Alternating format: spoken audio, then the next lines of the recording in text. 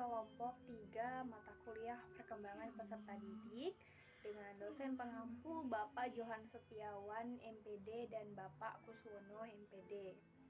Di sini materi kami adalah karakteristik perkembangan fisik dan psikomotorik pada masa anak-anak dan pola pendidikannya untuk masa anak-anak. Nah, di sini sebelumnya saya akan memperkenalkan nama-nama anggota kelompok saya, yaitu yang pertama saya sendiri Rohima NPM 20220024 dan rekan saya Kurnia Pradilawati, Arif Miftahudin dan Mas Oman Sofi Rohman. Nah, yang pertama, materi pertama akan saya sendiri yang menjelaskan, yaitu tentang perkembangan fisik pada anak-anak. Nah, melihat dari definisi perkembangan fisik atau perkembangan secara biologis adalah merupakan suatu aspek yang penting dari perkembangan individu. Nah, perkembangan fisik sendiri adalah suatu perubahan-perubahan dalam tubuh seperti pertumbuhan otot, sistem syaraf, organ indrawi seperti mata, hidung, dan yang lainnya, serta pertumbuhan tinggi dan berat badan pada masa anak. Selanjutnya adalah berkaitan dengan perubahan perkembangan fisik atau biologis.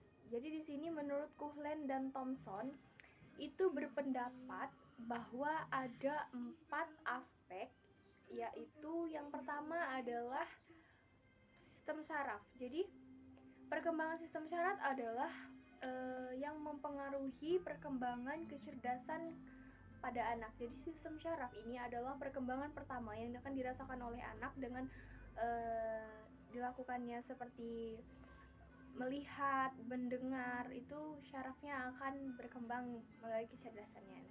Yang kedua adalah sistem otot-otot atau kekuatan dan kemampuan motorik anak yang bertambah.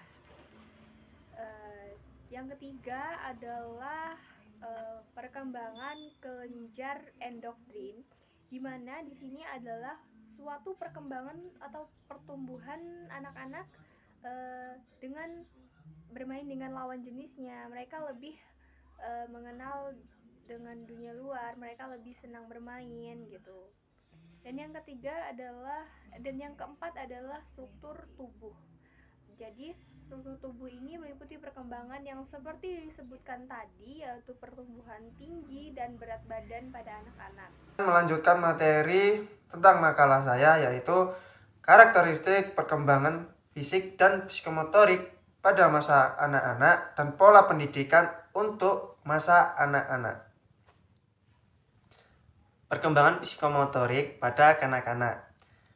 Perilaku psikomotorik memerlukan koordinasi fungsional antara neuromuskular, sistem atau persarafan dan otot, dan fungsi psikis atau kognitif, afektif, dan konatif.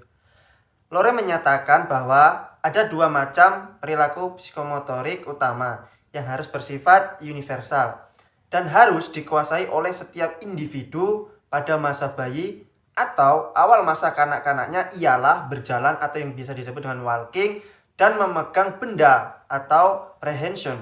Kedua jenis keterampilan psikomotorik ini merupakan basis bagi perkembangan keterampilan yang lebih kompleks, seperti yang kenal dengan sebutan bermain playing dan bekerja atau yang disebut dengan working. 2 prinsip perkembangan utama yang tampak dalam semua bentuk perilaku psikomotorik ialah, yaitu yang pertama, bahwa perkembangan itu berlangsung dan sederhana kepada yang kompleks, dan yang kedua, yang kasar dan global atau gross body movements, kepada yang halus dan spesifik tetapi terkoordinasikan atau finally coordinated movements. Anak belajar menjadi lelaki atau perempuan bukan hanya dari alat kelamin, tapi juga dari perilaku sekeliling pada mereka.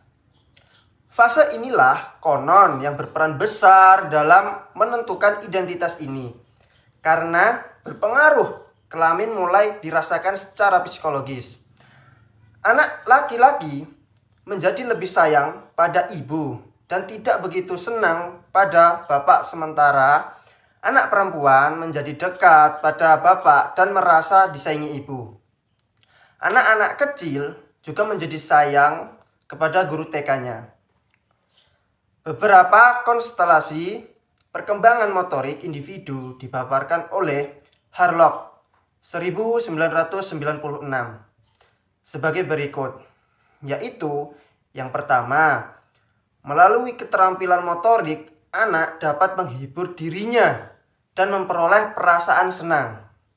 Dan yang kedua yaitu dengan keterampilan motorik, anak dapat beranjak dari kondisi tidak berdaya pada bulan pertama dalam kehidupannya kepada kondisi yang independen.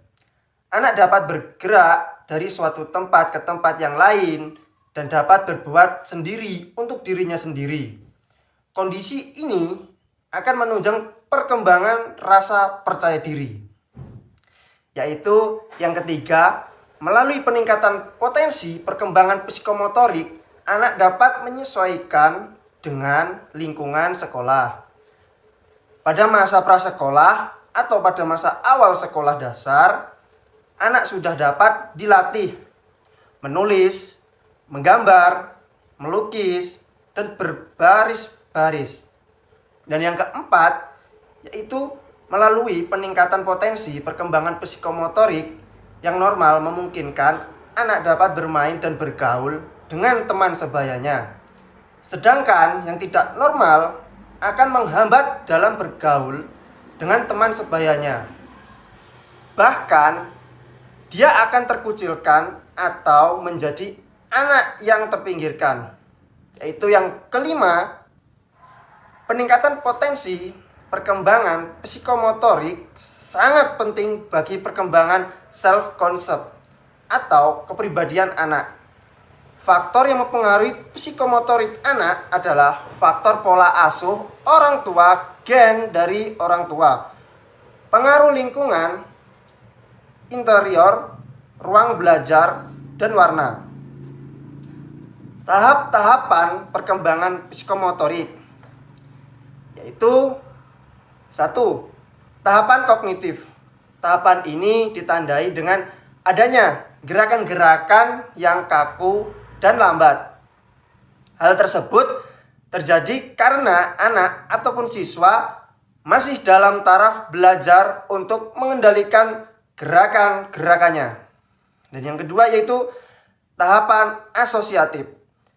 Pada tahapan ini, seseorang anak ataupun siswa membutuhkan waktu yang lebih pendek untuk memikirkan tentang gerakannya. Dia mulai dapat mengasosiasikan gerakan yang sedang dipelajari dirinya, yaitu dengan gerakan yang sudah dikenal. Yaitu yang ketiga, tahapan otonomi. Pada tahapan ini, seorang siswa telah mencapai tingkat otonomi yang tinggi. Proses belajarnya sudah hampir lengkap meskipun dia masih dapat memperbaiki gerakan-gerakan yang dipelajarinya. Tahapan ini disebut tahap otonomi karena siswa sudah tidak memerlukan kehadiran instruktur atau melakukan gerakan-gerakan. Oke, sekian dari saya. Terima kasih dan akan dilanjutkan oleh pemateri selanjutnya. Lanjutkan materi yang dibacakan oleh Saudara Arif Miftahudin. Kontak anak dengan keluarga dan lingkungannya dapat menjadi stimuli utama. Terlebih lagi anak menghabiskan waktu terbanyak dengan keluarga. Dalam perkembangannya, rangsangan diberikan dengan melibatkan seluruh indera anak. Pada intinya, anak jangan dibiarkan sendiri, termenung-menung tanpa aktivitas. Kalau konsep sederhana tersebut sudah diikuti, itu sudah mencakup usia dini, merupakan usia emas untuk menyerap berbagai materi termasuk membaca atau berhitung. Namun, orang tua dan tenaga pendidik harus memberikan materi yang dekat dengan kehidupan dan lingkungan anak. Kegiatan itu dijalani anak dengan menyenangkan, tanpa paksaan. Orang tua dan pendidik hanya bisa fasilitator yang memberikan pilihan kepada anak, bukan memaksakan kehendak. Beban materi pendidikan anak, pertumbuhan, dan perkembangan taman kanak-kanak atau TK sangat menggembirakan. Hal ini terlihat dari semakin semaraknya lembaga pendidikan TK, baik yang ada di pedesaan maupun perkotaan. Di samping itu, banyaknya lembaga pendidikan yang mengkhususkan untuk memproduksi tenaga kependidikan pada tingkat TK merupakan salah satu indikasi bahwa pendidikan TK telah begitu menyita perhatian banyak kalangan. Menjamurnya lembaga pendidikan TK tentu saja secara otomatis menimbulkan persaingan yang semakin ketat. Kenalkan, nama saya Sofiur Rahman dengan NPM 20220019. Di sini saya akan melanjutkan materi yang disampaikan oleh Saudari Kurnia Pradila dengan materi pola pendidikan untuk masa kanak-kanak. Selain masalah materi yang berkaitan dengan pendidikan TK, juga sekarang semakin banyak SD mensyaratkan bagi siswanya yang masuk harus berijazahkan TK.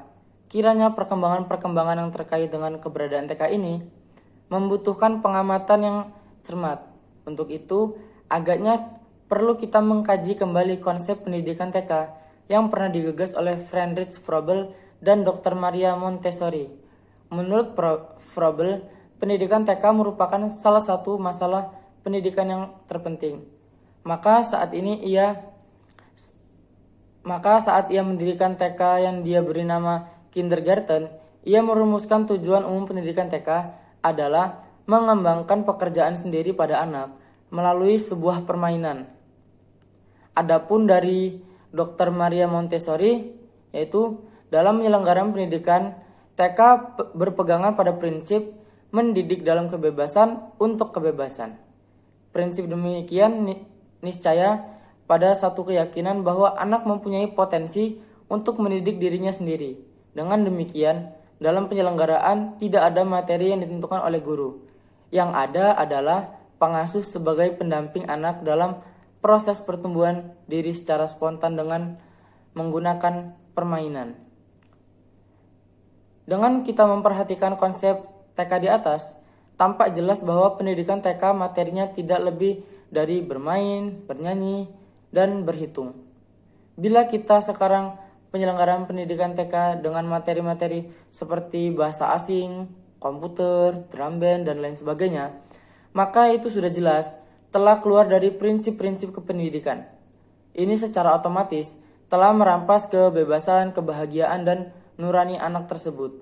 Sebab anak dicekoki dengan materi di luar kemampuan mereka.